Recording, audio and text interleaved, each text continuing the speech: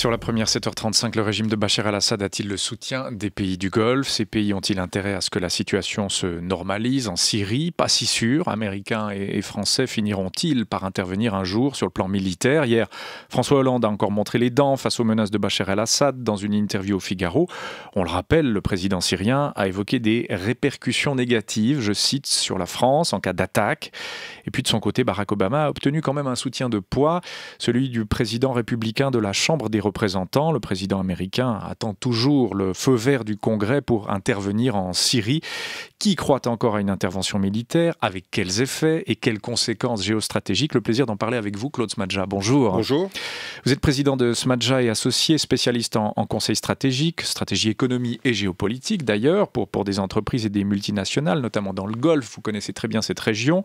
Cette menace américaine et un peu française aussi d'intervention militaire, elle est crédible selon vous?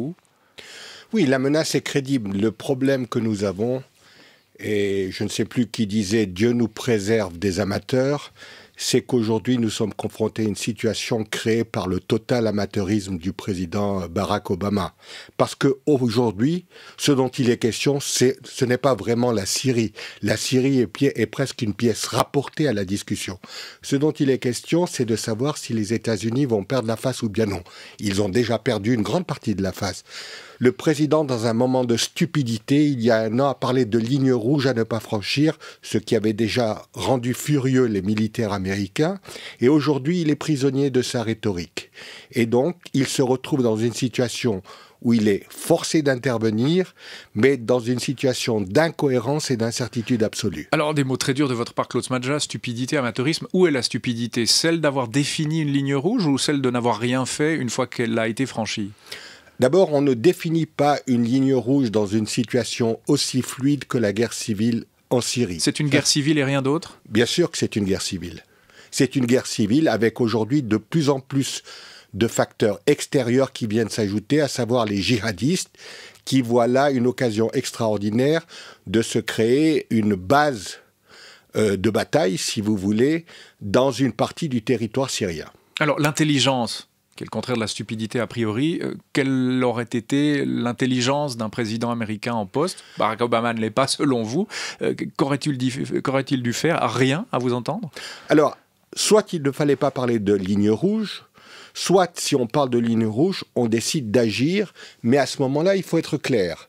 Soit on décide d'agir parce qu'on estime que les intérêts stratégiques des États-Unis et de l'Occident sont en jeu, et donc il faut mettre le paquet. Et là, il aurait fallu le faire l'année dernière déjà? Et il fallait le faire l'année dernière déjà, mais il y a eu déjà 100 000 morts, et tout d'un coup décider que parce qu'il y a 500 morts ou 1000 morts de plus, c'est une ligne rouge qui a été franchie, ça n'est pas très crédible. Et d'ailleurs, on le voit bien, puisque aujourd'hui, les États-Unis sont très isolés.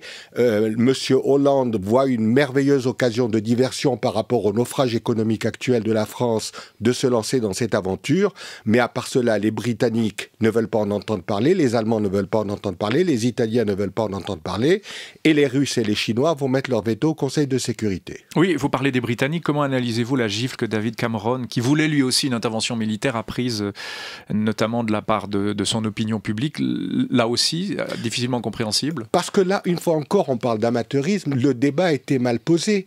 On ne peut pas dire « Ah, M. Assad a franchi la ligne rouge, donc on va lui taper sur le poignet, on va envoyer quelques missiles de croisière pour détruire quelques installations. » Et on ne veut pas avoir de bottes sur le terrain, pour reprendre l'expression américaine. On ne veut pas faire pencher la balance d'un côté ou de l'autre dans la guerre civile. Soit on fait ça et on décide qu'on va liquider M. Assad, mais à ce moment-là, il faut être cohérent. Soit on sait très bien que c'est pas une tape sur le poignet de M. Assad qui va le convaincre de changer sa politique. Qu'est-ce qu'on fait? Qu'est-ce que les États-Unis vont faire demain s'il y a un acte de terrorisme en réponse à des frappes de missiles de croisière américains? Qu'est-ce qu'ils vont faire si M. Assad n'est absolument pas convaincu que les Américains sont sérieux et 2 mois plus tard relance une attaque chimique? On est dans la totale incertitude. La situation actuelle, la ligne prise par l'administration Obama, en fait, cumule les inconvénients et les incertitudes. Le président Obama ne fait pas autorité dans le Golfe, peut-être moins que ses prédécesseurs, Claude Smadja. Vous savez, ce qui est intéressant, c'est qu'aujourd'hui, les Iraniens, les Saoudiens et les Israéliens ont un point commun. Barack Obama est le premier président de l'histoire moderne des États-Unis que tous les trois ne croient pas, d'une part, n'ont pas confiance en lui et ne le craignent pas. Et ça, c'est un précédent absolument historique. Qu'est-ce qu'il se passe? Il ne comprend pas la région, il n'a pas les bons réseaux. Comment expliquer ça?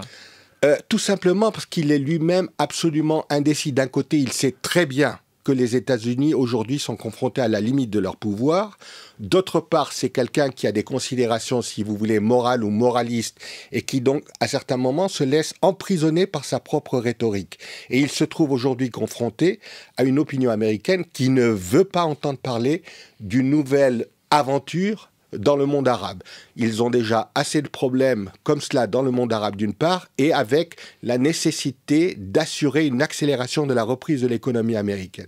Et donc, Barack Obama est en contre-pied par rapport à son opinion publique, et le seul argument qu'il peut trouver pour rallier le soutien du Congrès, c'est de dire, attention, si on ne fait pas une frappe, on va perdre la face. C'est un très pauvre argument, c'est une absence totale de sophistication en matière de stratégie de politique étrangère. Donc des amateurs, Obama, Hollande, Cameron? Non, non, Hollande et Cameron ne sont pas des amateurs. Hollande, comme je l'ai dit, cherche une diversion par rapport au naufrage économique français actuel, et M. Cameron a cru qu'il allait aller dans la lancée de Tony Blair, c'est-à-dire qu'il allait pouvoir avoir le soutien de son Parlement, et son Parlement a dit, attention, les bases ne sont pas là pour assurer une action, donc on reste tranquille chez nous à la maison. Claude Smadja, vous avez des contacts par vos activités dans les pays du Golfe. Dans cette région, quels pays ont intérêt à ce que Bachar tombe et quels pays n'ont pas cet intérêt? Comment lisez-vous cette situation? Les deux pays clés qui ont un intérêt à ce que Bachar el-Assad tombe sont l'Arabie Saoudite et le Qatar, qui d'ailleurs soutiennent les rebelles. Et ils ont un intérêt à ce que Bachar el-Assad tombe, non pas pour des considérations idéologiques ou morales par rapport à la barbarie du régime de Bachar el-Assad, tout simplement parce que Bachar el-Assad est un pion dans leur rivalité stratégique et historique pour le contrôle de la région face à l'Iran. Comme Bachar el-Assad est un pion de l'Iran, ils veulent absolument que Bachar el-Assad tombe. Est-ce que c'est ça l'intérêt stratégique de l'Occident, sachant que nul ne peut prédire ce qui va se passer après la chute de Bachar el-Assad? Qui est inéluctable selon vous, cette chute? Non, elle n'est pas inéluctable. Je pense que le résultat le plus probable de cette guerre civile sera une partition de facto de la Syrie en 2 ou 3 zones, selon le rapport des forces au moment où les éléments militaires du côté de Bachar el-Assad, des rebelles, seront soit épuisés totalement pour pouvoir continuer la lutte, soit auront acquis suffisamment de soutien de forces extérieures pour pouvoir avoir un avantage qui leur permet de consolider une position sur le terrain. Et cela, malgré quelques éventuels tirs de missiles Tomahawk qui, visiblement, ne changeront rien à l'affaire? Ils ne vont strictement rien changer à l'affaire. Au contraire, comme je le disais, ils vont accroître les incertitudes. Et encore une fois, que se passe-t-il si, après cette frappe de missiles Tomahawk, on a une réaction de Bachar el-Assad, soit par des actes de terroristes, par exemple, ou alors, tout simplement, que dans 2 mois, il décide qu'il va relancer une nouvelle offensive en utilisant toutes les armes qu'il veut pour pouvoir contenir les rebelles. Et il y a une autre question qu'il faut soulever ici, parce qu'on peut se poser la question de savoir si toute cette histoire d'armes chimiques comme prétexte à une intervention n'est pas, au fond, comme je l'ai dit, un prétexte, parce que tout simplement, depuis plusieurs mois, les rebelles syriens ne sont pas en état de faire des gains sur le terrain. Ils sont dans une impasse à l'heure actuelle. En fait, plutôt, les forces de Bachar el-Assad ont plutôt repris un avantage sur le terrain. Et donc, on peut se demander si c'est pas là un moyen de s'assurer que l'impasse entre les 2 forces ne perdure pas. Mais ces armes chimiques, vous y croyez ou pas, Claude Smadja? Vous n'allez pas quand même jusqu'à émettre une éventuelle théorie du complot en la matière? Bien sûr qu'elles existent. Bien sûr qu'elles existent. Elles ont déjà été employées. Et c'est là, encore une fois, qu'on voit l'incohérence. Elles ont déjà été employées depuis 1 an. Alors, est-ce que par qui? Par les rebelles? Par les soldats loyalistes? Par le régime de Assad, bien sûr. Et alors, est-ce que tout d'un coup, quand les armes chimiques tuent 300 personnes, on est d'accord, on ferme les yeux, et puis à partir du moment où elles tuent 400 personnes, on décide que la ligne rouge a été franchie? On revient là encore dans cette forme d'incohérence qui a été créé par cette remarque stupide du président à l'emporte-pièce parlant de ligne rouge. Alors, comme il a perdu crédibilité, maintenant, aujourd'hui, il se rend compte qu'il est obligé d'agir parce que, et il faut remarquer une chose qui est très importante, même si les Américains lancent une frappe de missiles de croisière, de toute manière, leur crédibilité dans la région est extraordinairement atteinte. Claude Smadja, le sommet du G20 s'ouvre à Saint-Pétersbourg demain.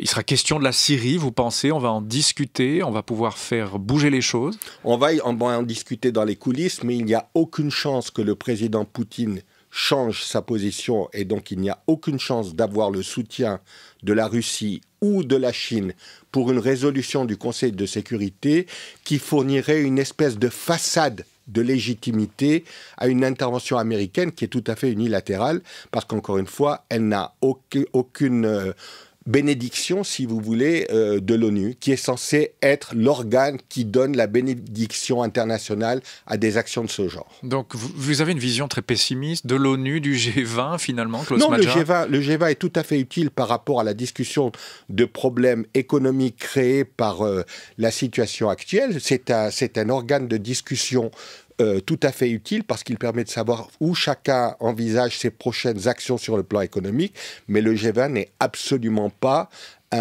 une plateforme ou un forum de discussion de problèmes géopolitiques. Ce n'est pas à 20 pays, comme le nom l'indique, qu'on discute des options géopolitiques, surtout quand on considère que les 20 pays en question ont des visions totalement différentes de ce que doit être l'ordre géopolitique du XXIe siècle. Les conséquences économiques éventuelles pour les pays de la région en cas de frappe militaire, on pense notamment au cours du pétrole, même si directement la Syrie n'est pas un pays pétrolifère.